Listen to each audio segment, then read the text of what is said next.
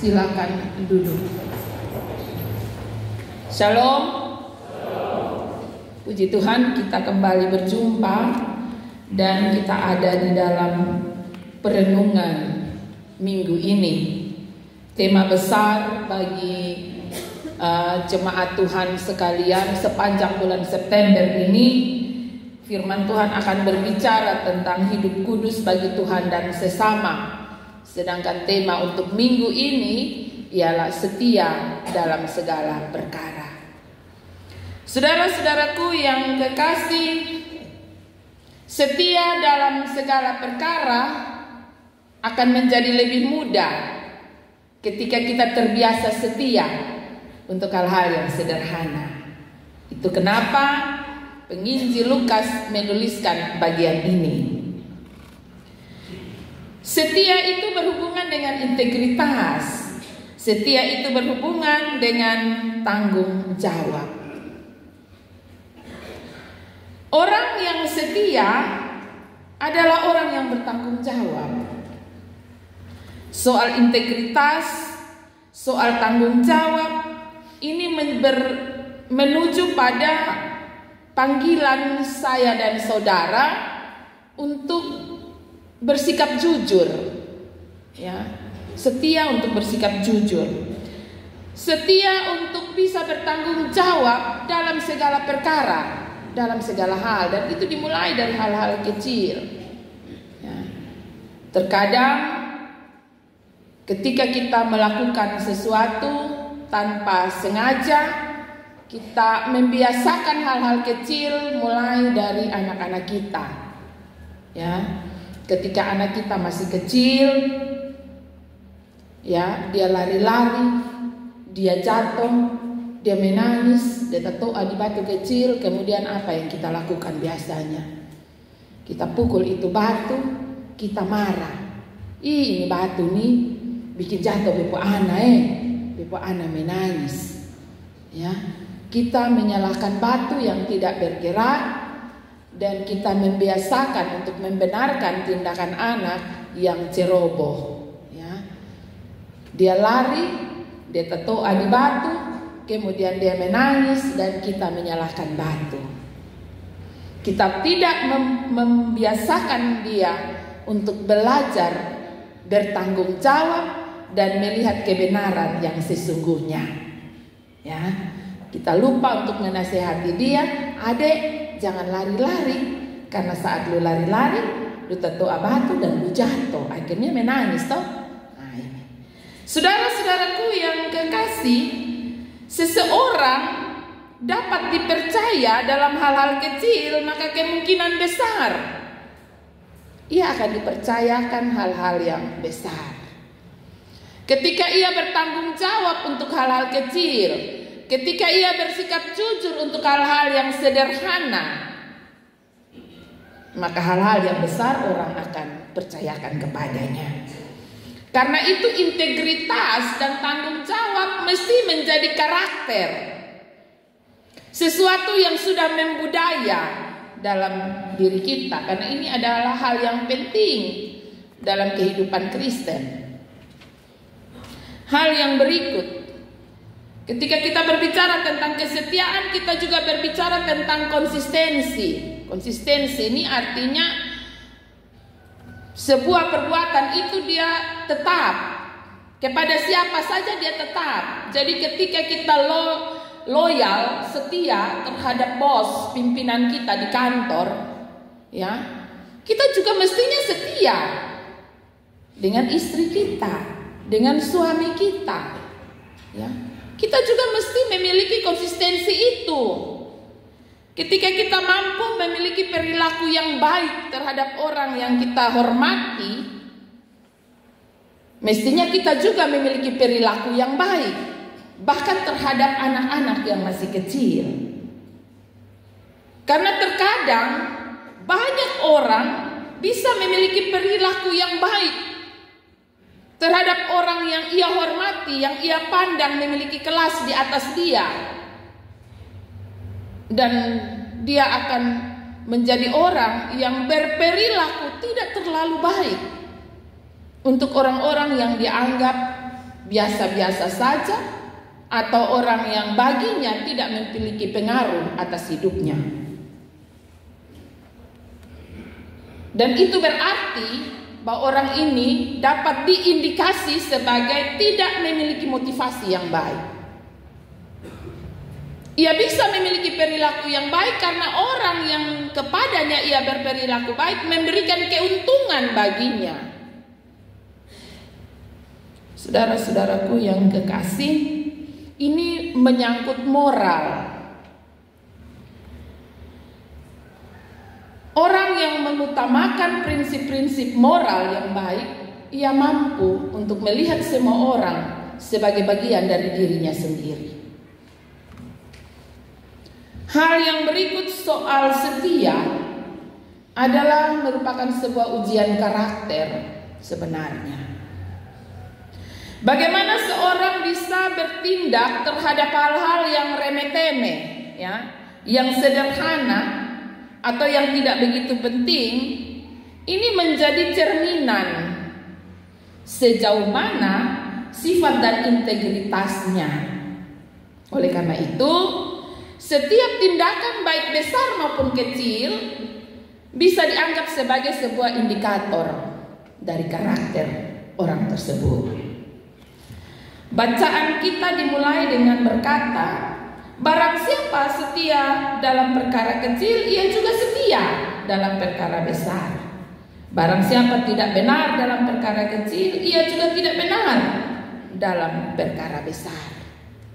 Saudara-saudaraku yang kekasih dalam kasih Tuhan kita Yesus Kristus, karena itu ketika Yesus mengatakan hal ini, sebenarnya di ayat atau perikop sebelumnya dia sudah membicarakan tentang bendahara yang tidak jujur, ya. Ayat 1-9 itu perumpamaan tentang bendahara yang tidak jujur. Ya. Bendahara ini berperilaku tidak jujur. Dan ketika ia mau diminta pertanggungjawaban, dia tahu bahwa ini pasti pecat, dan ada cerita. Dia sudah tahu bahwa dia sadar bahwa dia salah. Dan karena itu dia berpikir, wah ini kalau beta suka pecat, beta tidak bisa mencangkung, beta tidak bisa melakukan pekerjaan keras, kasar. Terus beta mau dibawa kemana? Maka dia mulai berbuat curang, mencurangi tuannya. Jadi ada orang yang berhutang pada dia punya tuan 100, dia bilang, mari kau beta rubah lupa surat hutang jadi 50. Ada lagi yang dia rubah jadi 80. Artinya dia menurut bijaksana menurut dia supaya orang ini kan berutang budi terhadap dia. Sehingga saat dia dipecat atau dia sudah kehilangan pekerjaan, ada orang di mana bisa menampung dia dan bisa berbaik terhadap dia. Ini perilaku yang tidak jujur.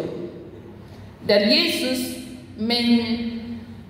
menjawab atau Yesus menerangkan hal ini dalam perikop yang kita baca.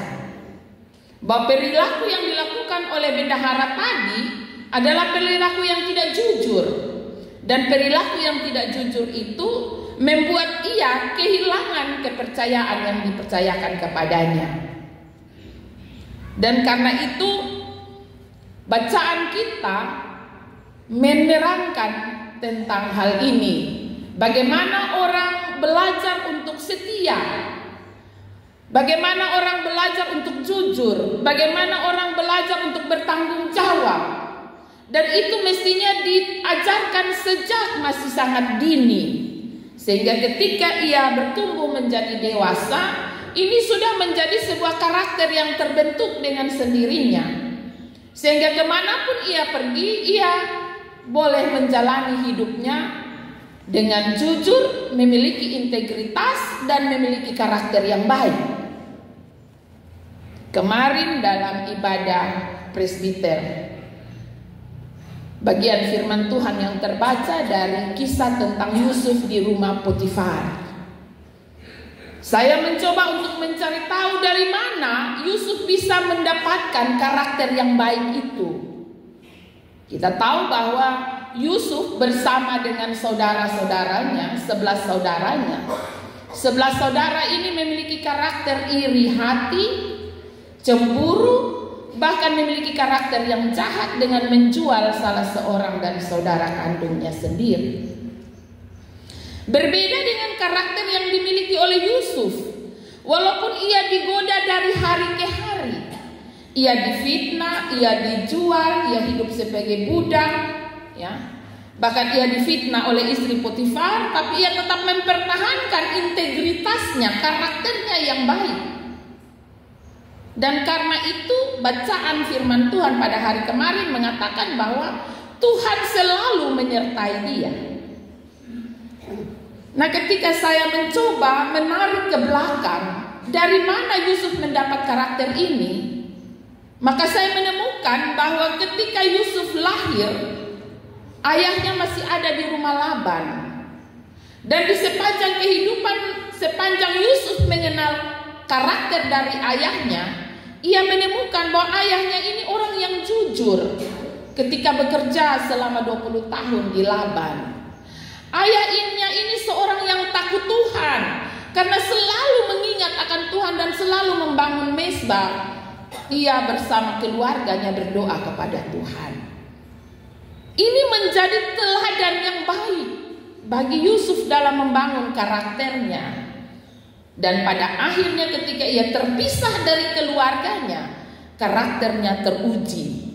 Ia memiliki kejujuran, ia memiliki kerendahan hati, ia tetap bersikap jujur, dan ia bersikap bertanggung jawab. Setiap pekerjaan yang diberikan kepadanya dengan baik ia kerjakan, dan pada akhirnya ia dipercayakan berbagai perkara-perkara besar, baik di rumah Potifar maupun ketika ia ada di penjara.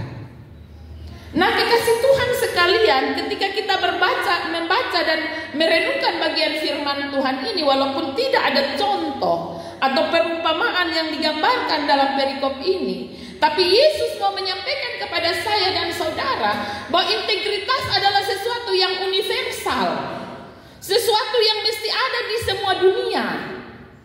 Mau ada di Kupang kok, ketika kita ada di Kupang kok, ketika kita ada di Korea kok, ketika kita ada di Amerika kok, kita ada di Rote kok, di Alor, di mana saja, hal tentang integritas adalah sesuatu yang penting. Ya, dia tidak akan berubah oleh zaman, dia tidak akan berubah oleh budaya yang semakin berkembang, tidak. Walaupun kita sedang berada di dalam budaya, loncatan budaya yang perkembangannya tidak dapat kita pegang, tapi hal tentang integritas, karakter yang baik, itu akan menjadi sesuatu yang mesti kita pegang di sepanjang hidup kita. Saudara-saudaraku yang kekasih, seseorang yang memiliki integritas akan setia dalam hal berperilaku jujur, bertanggung jawab dalam semua aspek kehidupannya, baik itu hal-hal yang dianggapnya penting maupun hal-hal yang dianggapnya tidak penting. Dan hal integritas ini juga kan yang menjadi satu tuntutan penting dalam berumah tangga. Ya. Meskipun orang bilang, wih, waktu pacaran lain, tapi waktu sudah jadi suami, jadi istri beda. Memang mungkin ada hal-hal lain yang terjadi perubahan. Tapi kalau berbicara tentang kesetiaan, berbicara tentang kejujuran, berbicara tentang integritas, mestinya tidak ada perubahan. Kita mesti ada dalam sebuah konsekuensi bahwa hidup ini, apapun yang kita lakukan hari ini, menjadi sesuatu yang akan kita terima pada hari esok. Dan karena itu penting bagi saya dan saudara untuk tetap memelihara konsistensi karakter kita. Karakter kita mestinya tidak berubah. Ketika kita berbicara dengan orang yang kita hormati, dan ketika kita berbicara atau memiliki perilaku terhadap orang di sekeliling kita. Nah, seringkali yang terjadi ialah ketika kita berbicara dengan istri atau suami, kita malas tahu, ya. Tapi ketika kita berbicara dengan orang yang kita anggap lebih baik, wih, kita sopan mau mati, ya, luar biasa, ya. Ada sebuah TikTok saya nonton, Ya, seorang mama ketika telepon berbunyi, dia anak bilang, mama telepon. Iya, lu lihat siapa tuh? Ini mama pembos. Oh sabar ya, sabar lu angkat dulu. Mam tuh cepat ambil sisir. Mam tuh sisir babe rambut karena ini video call. Ya, disisir babe rambut baru dia bilang, halo. Ya, halonya bagus sekali. Nah, setelah itu beberapa waktu kemudian ada bunyi telepon. Mama telepon siapa? Bapak. Oh, lu kesini sudah kau speaker ke mama om dari sini. Saudara-saudaraku yang kekasih, perilaku kita menentukan karakter kita. Karakter kita membawa kita pada sebuah bentuk integritas. Bagaimana kita hidup, bagaimana kita menjalaninya, kita harus ingat bahwa waktu kita sangat singkat. Ya, waktu kita sangat singkat. Karena itu ketika hari ini kita bisa berefleksi, kita bisa merenungkan bagian firman Tuhan ini tentang setia pada perkara yang kecil, jujur bertanggung jawab pada perkara kecil, dan Tuhan akan mempercayakan perkara yang besar. Mari kita berefleksi akan panggilan kita sampai hari ini seperti apa. Mestinya ada keselarasan antara tindakan dan prinsip hidup. Bagaimana kita bertindak dalam situasi sehari-hari mestinya menjadi karakter yang benar. Kejujuran kita sebagai individu dan sebagai umat Tuhan. Saudara-saudaraku yang kekasih, ada cerita seorang pencari kerja. Satu waktu dia dipanggil untuk diwawancarai. Ketika ia sampai di depan pintu pagar tempat bekerja, ada petugas yang membuka pagar. Dia langsung terima kasih, dia masuk. Ya, sampai di dalam, ketika ia masuk di bagian depan biasanya ada keset kaki ya yang tulis welcome tuh, selamat datang. Dia lihat ini keset kaki, dia punya kedudukannya miring-miring, terus dengan serta merta saja dia langsung pakai kaki, dia bikin babak ini keset kaki kasih rapi. Ya, rupanya tiap hari di rumah seperti itu. Ya, dia pun papa dan mama selalu mengingatkan dia untuk ingat. Ya, ingat ini, ingat itu, ingat ini, ingat itu. Mungkin ada yang pernah membaca cerita ini. Ketika ia ada di sebuah lorong, dia jalan masuk ke ruang wawancara. Ada ruangan yang kosong tetapi lampunya menyala. Dia ingat, dia pun bapak bilang, ingat bekas mati lampu. Kalau tanpa yang sana ada orang bekas mati lampu. Dia ingat perkataan dia pun papa, dia langsung singgah di itu ruangan dia kasih mati lampu. Ya, kemudian ketika ada di ruang duduk menunggu waktu wawancara, ada sebuah kipas angin yang bunyi, kipas angin besar, dan ternyata bagian kipas angin itu sorot tuh tidak ada orang. Sambil menunggu yang mungkin agak lama, dia bangun kok, dia kasih mati ini kipas angin. Kemudian ketika dia masuk, saatnya wawancara, namanya dipanggil. Saat dia masuk, ya silahkan memperkenalkan diri. Dia perkenalkan diri, habis belum wawancara, yang mewawancarai dia ini langsung bilang, apakah anda siap besok untuk masuk kerja? Dia kaget. Karena dia merasa dia belum ditanyakan apa-apa. Dia baru saja memperkenalkan namanya. Kemudian dia tanya, kok belum wawancara, belum tanya apa-apa. Kenapa bisa terima saya jadi pekerja di tempat ini? Orang itu mengatakan bahwa Anda sudah diwawancarai sejak Anda memasuki wilayah ini. Ya, bagaimana Anda memiliki perilaku yang sopan, melihat perkara-perkara kecil untuk diperbaiki, menolong perusahaan dengan mematikan aliran yang tidak perlu. Dan perilaku ini tentu hanya dimiliki oleh orang-orang yang bertanggung jawab.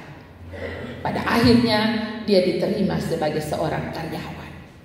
Saudara-saudaraku yang kekasih, cerita ini hanya mau menggambarkan tentang bagaimana kita memiliki perilaku-perilaku yang baik. Dan perilaku yang baik ini dapat menembus semua ruang dan waktu. Kapan dan di mana saja ketika kita memiliki integritas, karakter yang baik, maka di mana saja kita berada, kita sedang mempermuliakan Tuhan dengan cara hidup kita. Dan inilah yang disebut setia dalam segala perkara. Tetaplah setia dalam kehidupan rumah tangga saudara. Tetaplah setia dalam setiap yang sementara ini dipercayakan kepada kita dalam bentuk tanggung jawab. Karena dengan demikian Tuhan akan memberkati kita, mempercayakan kepada kita perkara-perkara yang besar. Tuhan Yesus memberkati firman-Nya, menolong saya dan saudara.